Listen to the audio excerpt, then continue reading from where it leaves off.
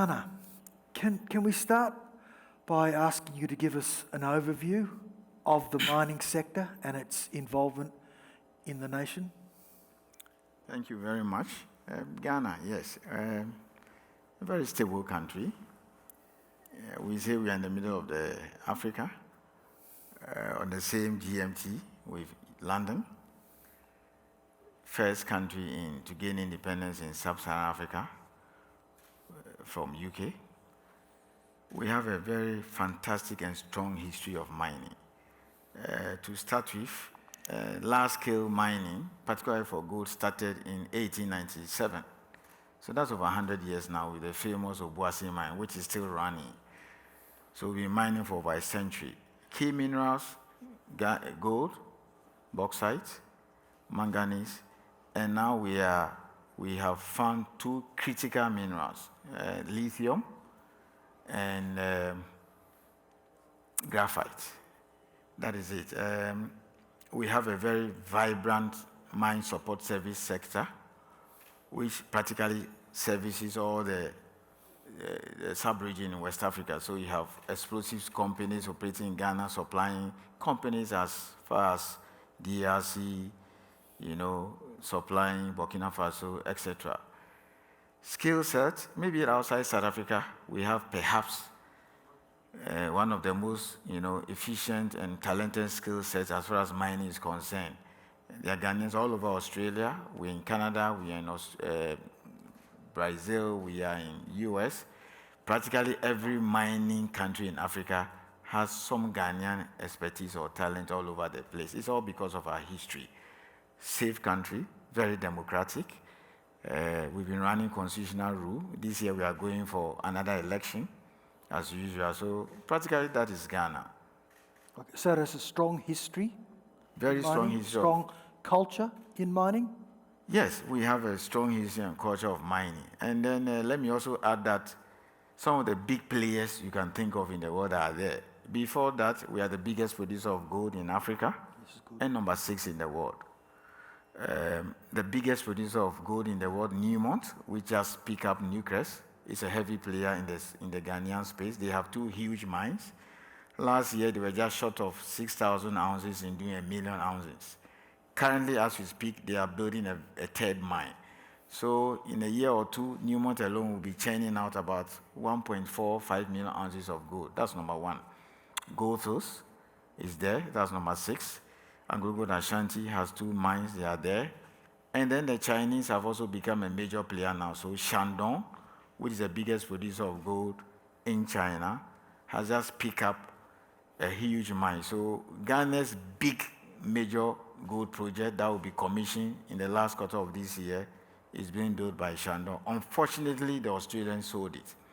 But permit me to use this opportunity to talk a little bit about Australia's investment in Ghana. So Australia is quite heavy in Ghana now. Our major lithium project, hopefully which construction will start this year, is an Australian listed company, Atlantic Lithium. They're also listed on the AIM. Castle Minerals, which has found graphite and doing aggressive exploration, is also Australian. And Cardinal, which was sold to the Chinese, was originally an Australian company. They still have their headquarters there, though. And of course, there is also another big project coming up. I'm sure construction will start in the first quarter of this year, Australian company.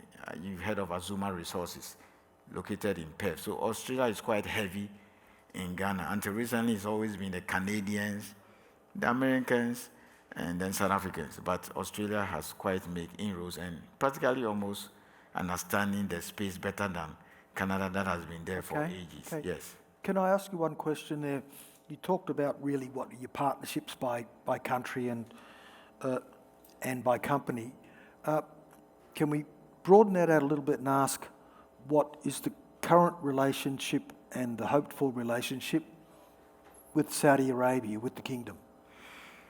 Yes, the kingdom, we have a diplomatic relationship. I think our embassy here was established as far back as 1960. Now we are beginning to see a lot of gold being exported. Most of our gold comes to the Middle East, UAE, but we are beginning to see a lot of interest from Saudi Arabia. We are also beginning to see a lot of investment from Saudi Arabia, initially in the hospitality and co, but they are showing a lot of interest in mining now. So the relationship is growing very well. Okay. Yes. You mentioned that two of the strategic or critical minerals that you have on the books at the moment are lithium and graphite. Can you perhaps tell us or give us a little bit more insight into critical minerals in Ghana? So as far as the critical minerals are concerned, yes, lithium, which, as I said, the first big large-scale mine for lithium will be constructed. They're just about going through the environmental permitting process. So hopefully, maybe in the middle of this year or last quarter, if the permitting process don't delay, we'll have our first lithium mine. That will do about 360,000 tons of concentrate a year. Graphite, you mentioned. Then you also have manganese. We started mining manganese in 1916. Originally, or as it is the case, it's being exported raw to China, but the Chinese are going to start a refinery this year, so they put in place to start building a chemical plant to refine manganese or to produce a lot of alloys and also upgrade it that will be used for critical minerals. So these three are looking very good for us. We also have aluminum, and we are set to develop the refinery sector. But we currently mine bauxite. It's being produced in a raw form, so that's also very helpful. There is some iron, but most importantly, there are occurrences of cobalt that require further works. I mean, we will need to really develop that.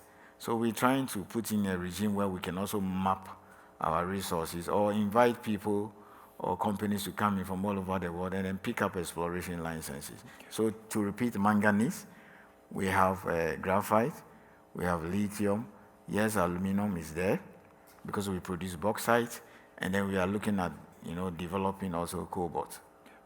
Where do you stand on two others, copper and nickel? We don't have copper like DRC or Zambia, but then our geology points to some occurrences. I cannot even talk of a resource yet.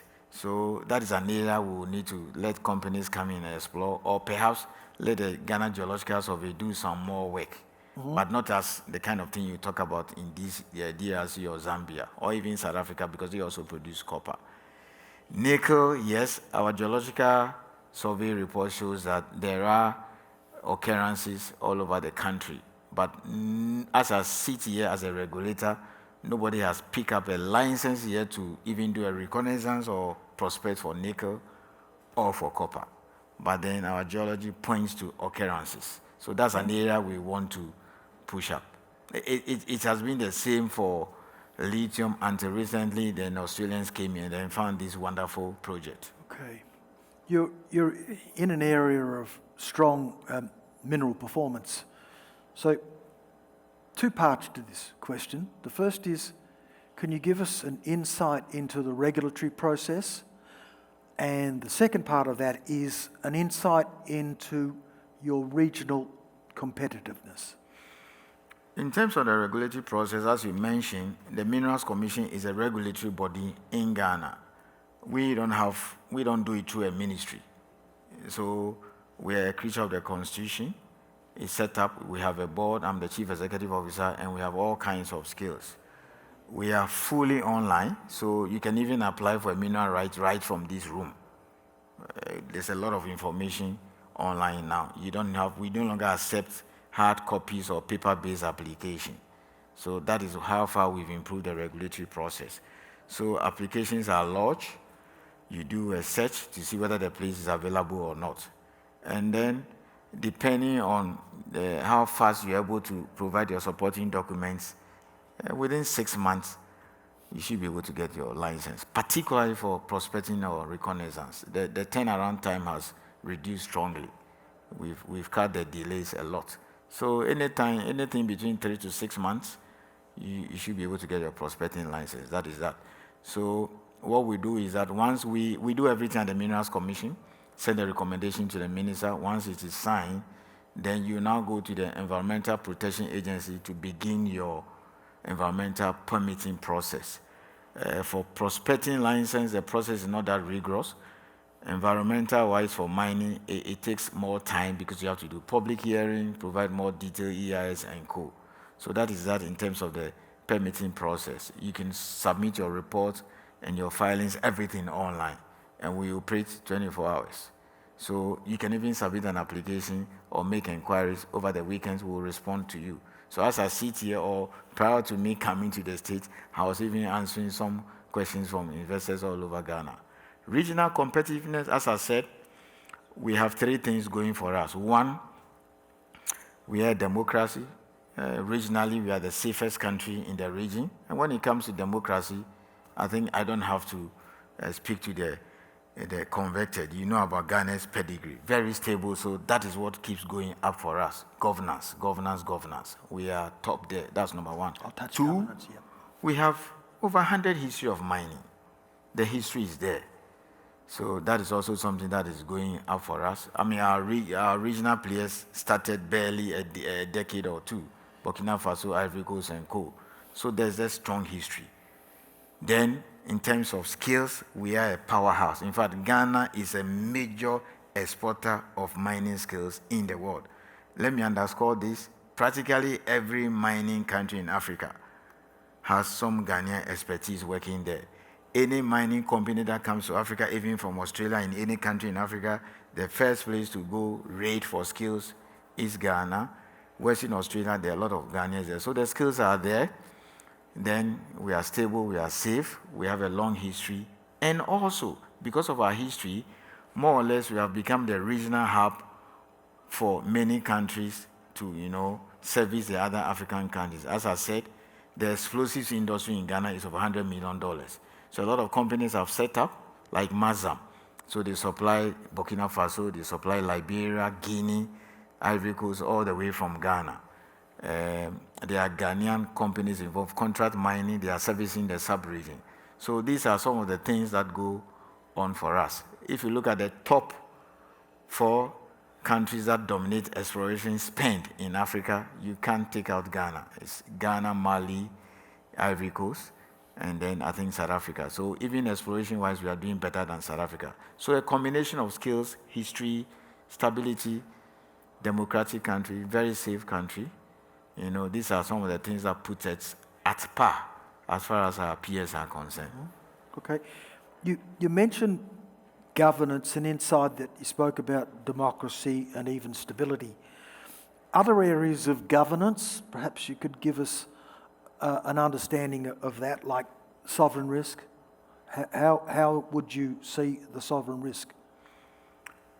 Of course, if you are talking about sovereign risk, you cannot ignore political risk. So our sheer stability alone gives us, let's look around the sub-region. You saw the recent upheavals in Niger. You've seen it in Burkina Faso, Guinea. Guinea sits on some of the world-class deposits of bauxite and the so-called famous Simandou project, which we are told this year will kick off. That's about a $27 billion project. So you look at Guinea, you look at Burkina Faso, Ivory Coast that came up through war recently. You also look at Mali and co. You can't look further than coming to Ghana. So sovereign risk-wise, we rate far lower, than the other countries I've mentioned, even the entire African country, even compared to Congo, that is more endowed than us. So that is number one. And then also, we respect contracts. If for whatever reason you disagree or the government has taken any action and you don't feel okay with it, our laws make provision for international arbitration. So that is it. And that's why you've got companies like Newmont, Anglo Gold Ashanti, Newmont, that type of thing. Big Gold name. Ashanti, Goldfields, Yep. and co. And if I can give you some insight of how big the sector is progressing in the next 2 years. So as we speak, 4 big projects are coming up. The lithium one, which if the permitting process goes very well for the environmental part, you could see construction in the last quarter of this year. Cardinal, which I said the Australian sold to the Chinese Shandong, will be commissioned. There will be a first gold pour in the last quarter of this year, hopefully just before the elections, so somewhere in October, November. That's about 350,000 ounces of gold. Azuma will start construction the first quarter of this year. They have all the approvals in place. They have the license, they have the environmental permit, the lease has been ratified by Ghana's parliament. So that's 150,000 ounces. So if you add that to Cardinal, that is 500. Then you're also talking about lithium, that's a separate project. Now, outside these new green fields, there are other companies that are doing expansion or redevelopment. So Obuasi is doing redevelopment. Wassa, which is a Chinese mine, also sinking a 1 billion, it's a 1 billion investment that will take their production to 350,000 ounces. Another Australian company called Pesos, they will have come to their life in the next 2-3 years, but they are doing expansion now, so that will give it another 5 to 10 years. Also another Australian company.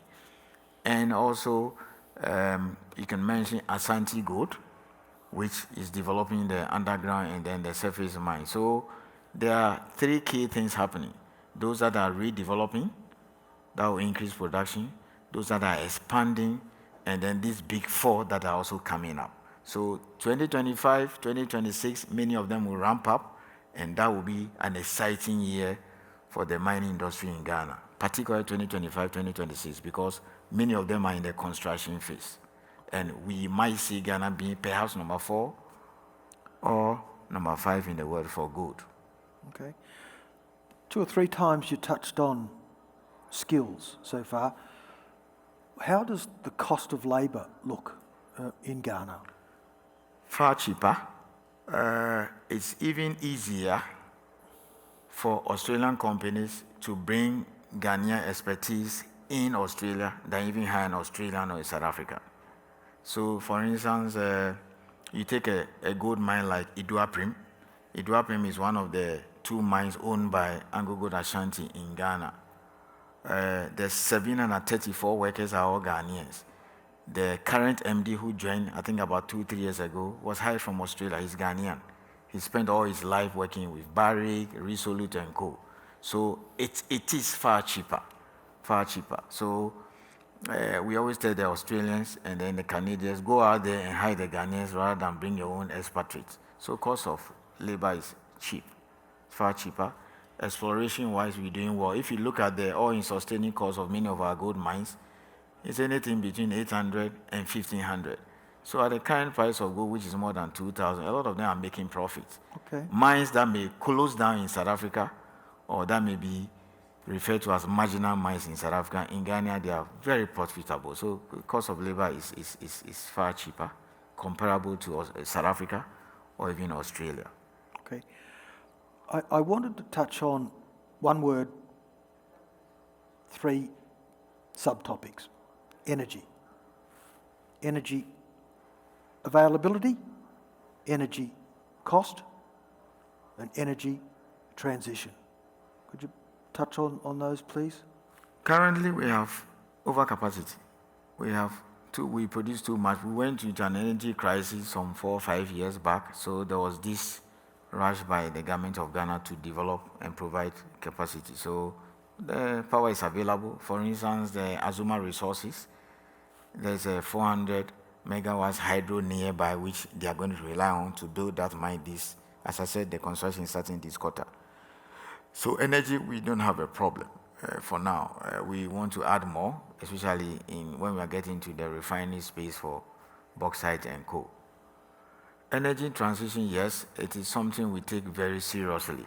That's why our new green policy is looking at not just digging up the lithium or graphite, but to see how we can add value to it. That is it. We now have the Nissans and other big players that manufacture cars even setting up in Ghana. So we're thinking big, looking at how we could even produce battery packs and then also build refineries to all these minerals that we've discovered in Ghana. Okay. So availability is good, cost is there. How does Ghana look at the process of energy transition, renewables? Is it in the mix? Yes. For instance, we have hydro. Yep. We have thermal. I think by far that's the biggest now. We have a lot of hydro. There are plans to develop nuclear. The studies have been done. The next thing is to look at financing, etc. We're also looking at renewables. So the energy mix is quite, significant. And then we're also trying to develop our solar capabilities. Yes. So there is thermal, there is hydro, and then in the maybe long term, we'll maybe add nuclear.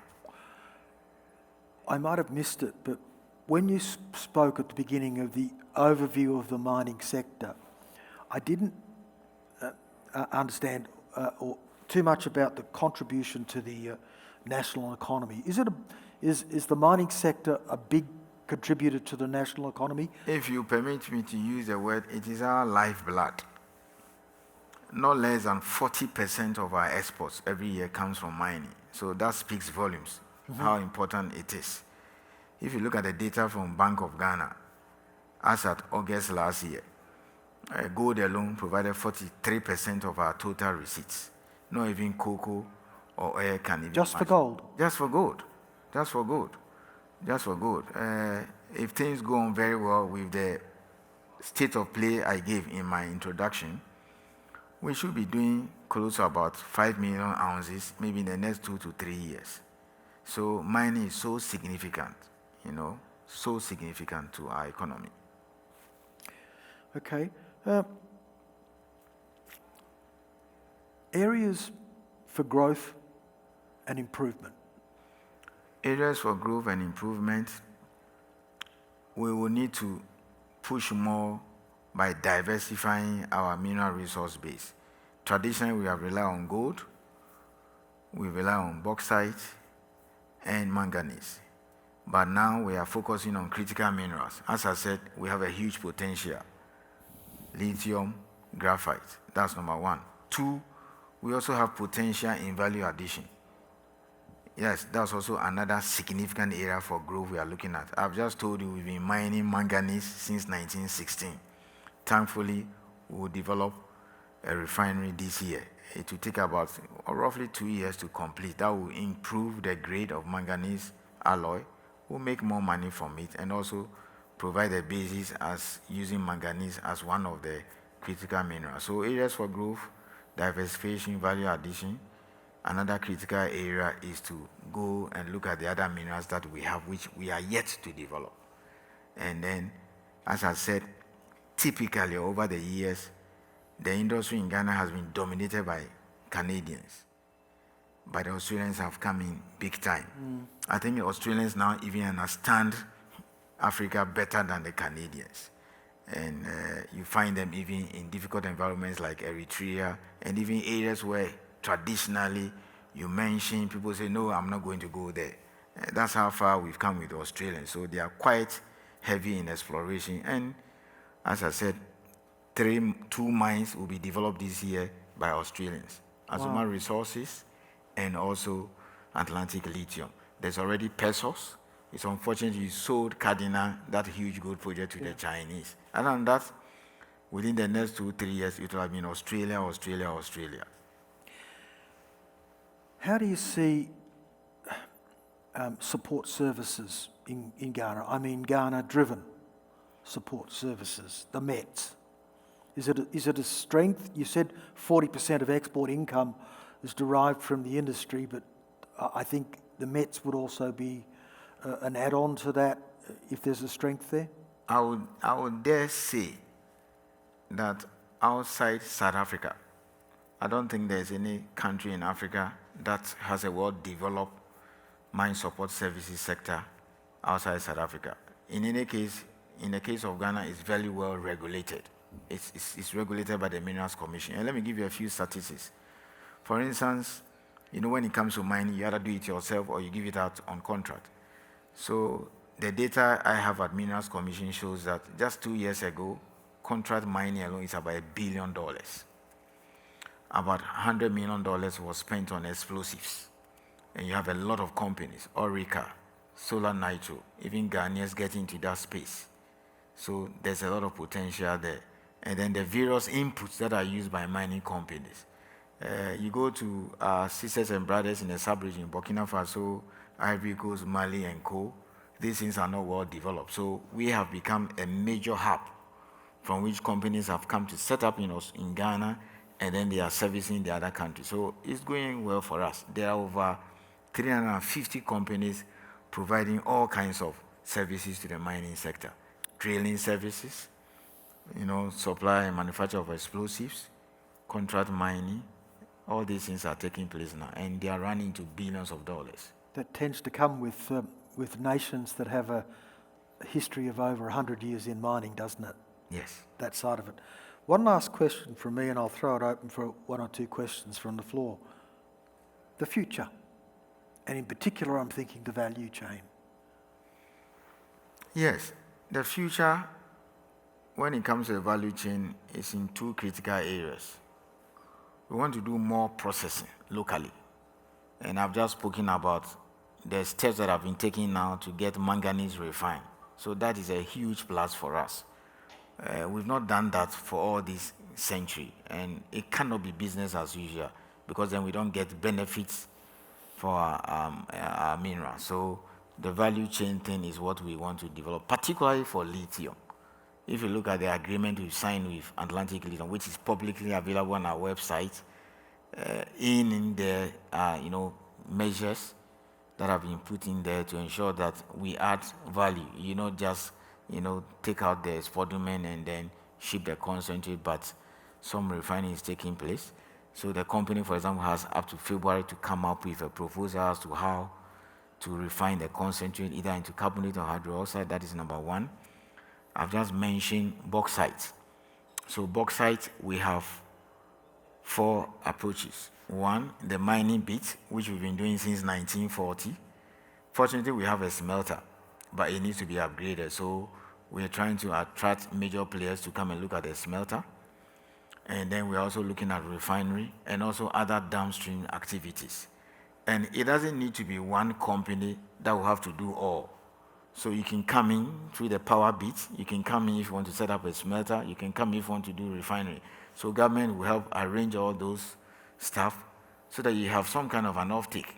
So for instance, if you take the lithium agreement, it says either the company will build the chemical plant to retain some of the value here, or in the event a third party should put up a chemical plant. It's about 360,000 concentrate that will be produced every year. So if somebody comes up and say, hey, we're going to do it, Government of Ghana, then Atlantic Lithium is bound to say, look, I will have to sell maybe 150 or 100,000 tons of the concentrate to that company. So these are some of the policies that we are putting in place. And then there's one thing that I need to say. As part of the sovereign risk, bringing it down, now Government of Ghana is also investing in the mines, and we're doing it on a commercial basis. So we have a sovereign wealth fund for mining, the Mineral Income Investment Fund.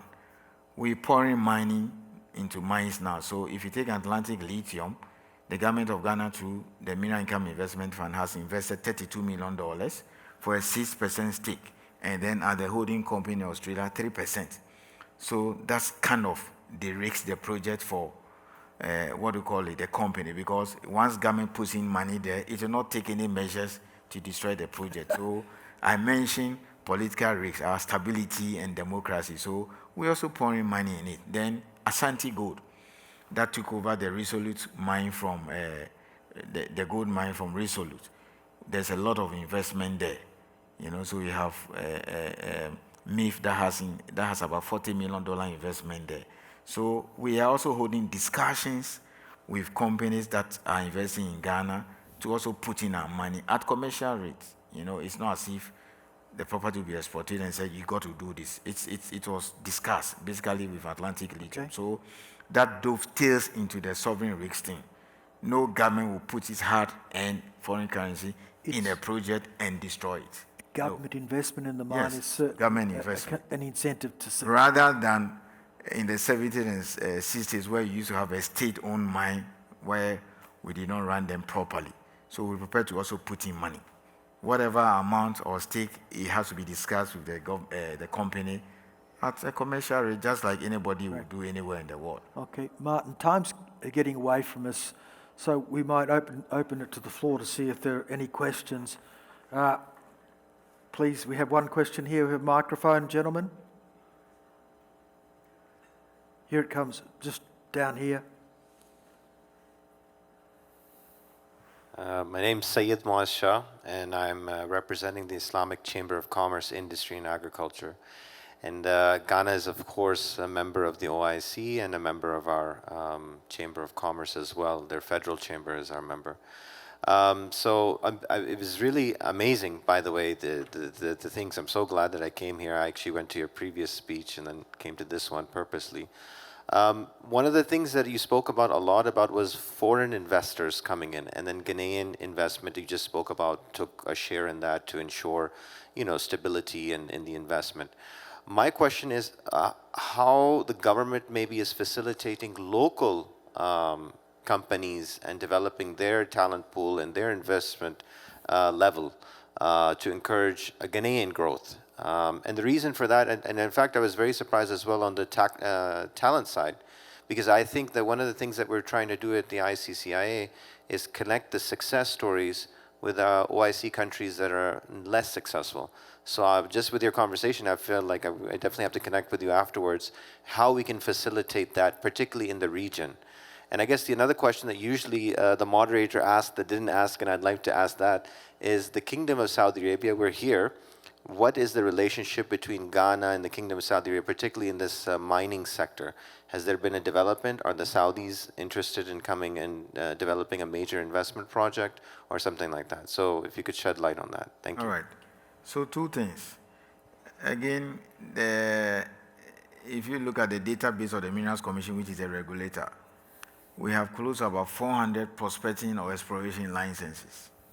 Overwhelmingly 90% are for Ghanaians. And then they bring in folks from Australia or Canada to farm in or do JVs. For instance, this Atlantic Lithium project, originally the prospecting license is for a Ghanaian. They brought in the Australians, and over $50 million worth of investment in the last 10 years has brought us this far. Now, any Ghanaian company can apply to the Sovereign Wealth Fund for assistance rather than looking out, all the time. So, for instance, Asante Gold was basically developed by a Ghanaian. And Ghanaians have close to about 50% interest in that stake. They went to the Sovereign Wealth Fund. They got them some $40 million. So that is one route, applying to the Sovereign Wealth Fund to get you assisted as a Ghanaian, apart from the Sovereign Wealth taking its money and putting in projects, the kind of thing your Sovereign Wealth Fund is doing in Saudi here, investing in projects across Africa and other parts of the world. So that is what we are doing. And then Saudi actually has had diplomatic relations with Ghana since the 60s. Our first president, this is the first embassy to be established. And I've seen a lot of requests from Saudi companies, particularly interested in gold. Typically, it has been UAE. But now, the Saudis are coming into the space, and then they also want to look at other areas. Like strategic. The kind of steps you are taking for Mardin, I'm seeing a lot of requests. I think I can see about 17 requests from Saudi individuals and companies interested in gold. And that's why we are here. And I've had several meetings since yesterday. So we'll have a lot of discussions after here. Okay, ladies and gentlemen, time is against it. We should all head off and have a delicious pineapple juice. I'd like you to join me in thanking Martin Aisi of the Minerals Commission of Ghana. Very interesting and informative discussion. Thank you, Martin. Thank you, ladies and gentlemen.